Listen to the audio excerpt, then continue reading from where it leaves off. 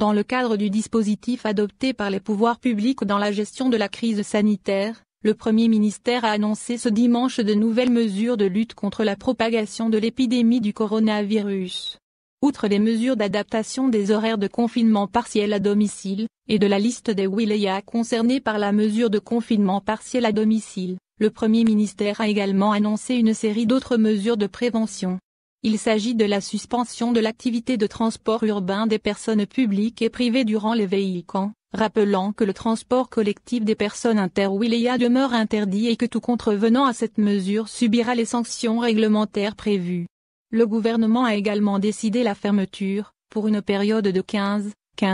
jours à partir du 9 novembre 2020, des marchés de vente des véhicules d'occasion au niveau de l'ensemble du territoire national. S'agissant des marchés hebdomadaires, un contrôle rigoureux sera opéré par les services compétents au niveau de ces lieux afin de s'assurer de l'application des mesures préventives, du port obligatoire du masque ainsi que de la distanciation physique. Toutefois, les oualis pourront procéder à leur fermeture immédiate en cas d'infraction aux mesures édictées dans le cadre de la lutte contre la propagation du Covid-19.